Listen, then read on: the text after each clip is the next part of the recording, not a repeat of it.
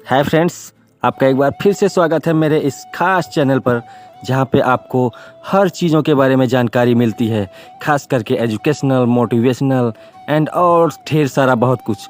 तो आज एक बार फिर से हम आपके सामने एक ऐसी स्टोरीज़ लेके आए हैं जिससे काफ़ी कुछ सीखने को हमें मिलेगा। आप जानते हैं कि बच्चे पबजी खेलते हैं, खेलते थे, खेल रहे हैं, इसके बारे में वो बहुत कुछ सोचते हैं, लेकिन हम सबको इस पबजी गेम से भी बहुत कुछ सीखने को मिल सकता है।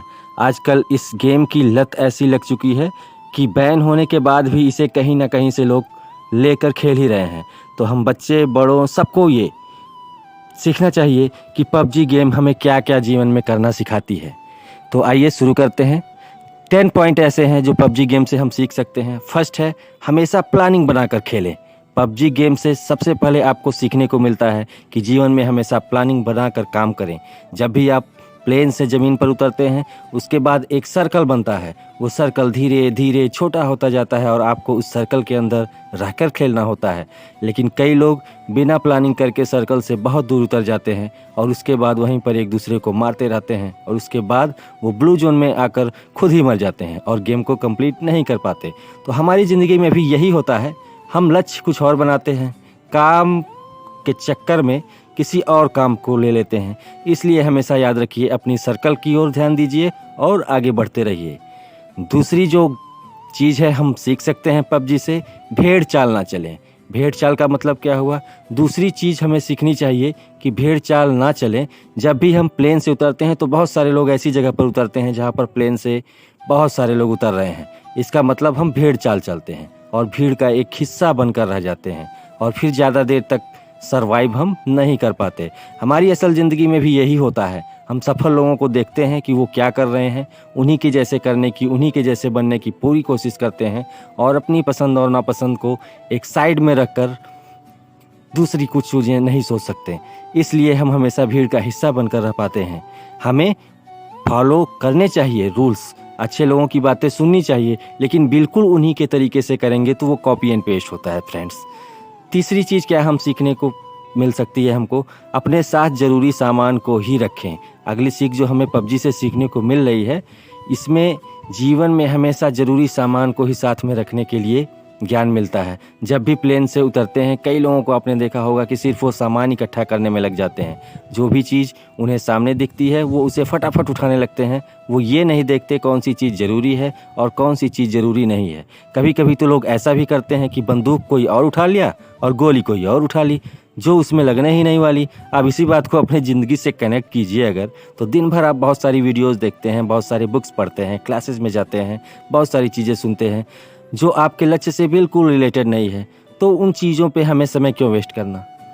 अब चौथा पॉइंट है जो पबजी से हम सीख सकते हैं कि हमेशा जो भी काम करें टीम वर्क में करें। जब भी हम पबजी खेलते हैं तो या तो अकेले खेलते हैं या फिर अपने टीम के साथ खेलते हैं। जब भी टीम के साथ खेलते हैं तो हमें ऐसी ऐसी गालियाँ सुनने को मिलती है जो हमने पहले कभी नहीं सुनी। अब इसमें कुछ लोग तो टीम का साथ देते हैं, लेकिन कुछ लोग टीम से दूर भागते रहते हैं।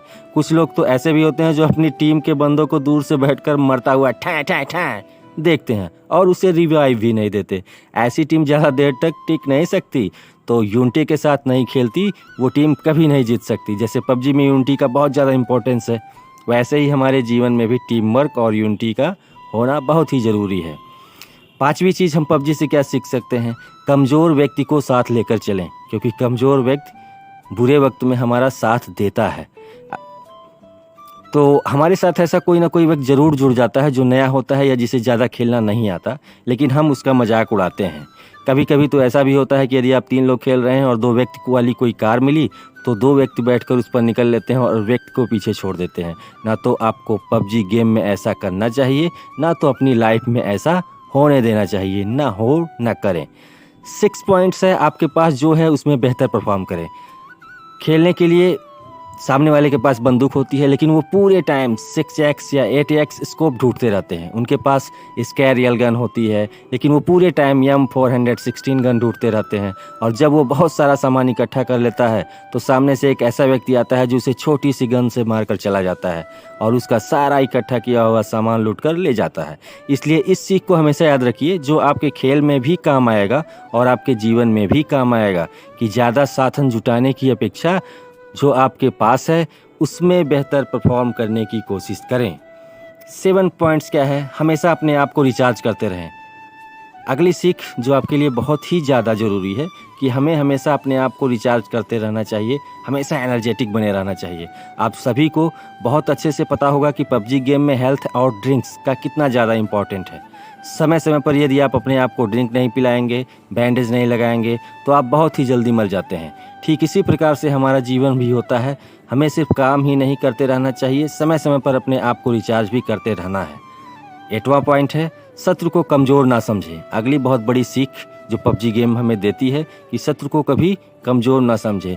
पबजी गेम में जो एनिमीज आते हैं, अगर उन्हें हम कमज़ोर समझ लेते हैं, ठीक जीवन में कभी भी आपको पता नहीं होता कि सामने वाला शत्रु कौन है, उसके पास कितने साधन हैं। ऐसा ही हमारे पास पबजी गेम में भी होता है कि उसके पास कौन सी गन है, उसके साथ कितने लोग हैं, उसके पास कितना हेल्थ है, ये आपको कभी भी पता नहीं होता।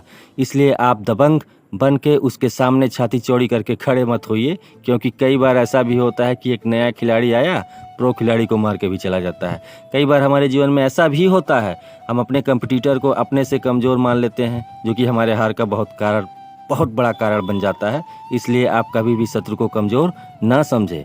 9 पॉइंट क्या हमको सीखने को मिलता है? सही मौके यानी सही चांस का हमें इंतज़ार करना चाहिए। आप सभी ने बहुत अच्छे से सुना होगा कि मौके पर चौका लगाना, इसका मतलब होता है कि आप सभी को सही मौके का इंतज़ार करना है, ना कि जाके तुरंत भिड़ जाना। कई लोग को आपने पबजी गेम में देखा होगा कि वो खुलेआम घूमते रहते हैं और धड़ाधड़ गोलियां चलाते रहते हैं, लेकिन एक व्यक्ति दूर पर स्नाइपर लिए बैठा होता है और एक ही शॉट में उस व्यक्ति को मार गिराता है। कई बार आप लोग कहते होंगे चुप कर क्यों बैठा है, सामने आकर खेल, लेकिन कई बार चुप कर बैठना ही सही मौके का इंतज़ार करना होता है। इसलिए आप हमेशा जीवन में सही मौके का इंतज़ार करें और उसी के बाद एक्शन लें। आज का जो 10वां पॉइंट है जो हम पबजी से सीख सकते हैं, जीवन का आनंद लें। यानी एंटरटेनमेंट जीवन को चलाने के लिए सबसे अच्छा साधन होता है। बिना एंटरटेनमेंट हम किसी काम में सफल नहीं हो सकते, वो एजुकेशन हो या कोई जॉब हो या हमारी लाइफ हो, एंटरटेनमेंट हमारे लिए इम्पॉर्टेंट होता है। तो कैसे इम्पॉर्टेंट होता है? अंत में सबसे बड़ी सीख जो जीवन का सत्य भी है कि जब आप मरेंगे तो आपको अपने लोग ही आपके सामान को लूट कर ले जाएंगे। इसलिए जीते जी अपने लाइफ को पूरी तरह से एंजॉय कीजिए। जो भी साधन आपके पास उपलब्ध है उसका पूरा उपयोग कीजिए, क्योंकि मरने के बाद तो लुटेरे बैठे ही हैं, चाहे वो घर वाले हों चाहे वो बाहर वाले हों। जितनी भी चीज़ें मिलेंगी वो सभी चीज़ों को हमें छोड़ के यहीं जाना है। तो हम आज ये 10 पॉइंट्स जो आपके लिए लेकर आए थे कि पबजी गेम से हम सीख सकते हैं। हमेशा प्लानिंग बनाकर खेलें, भेड़ चाल ना चलें, अपने साथ ज़रूरी सामान को ही रखें, हमेशा टीम वर्क करें, कमज़ोर व्यक्ति को साथ लेकर चलें, आपके पास जो है उससे बेहतर परफॉर्म करें, हमेशा अपने आप को रिचार्ज करते रहें, अपने शत्रु को कमज़ोर ना समझें, सही मौके का इंतज़ार करें और जीवन का आनंद लें। तो आशा करता हूँ कि आप लोगों को आज का ये पॉइंट्स काफ़ी अच्छा लगा होगा।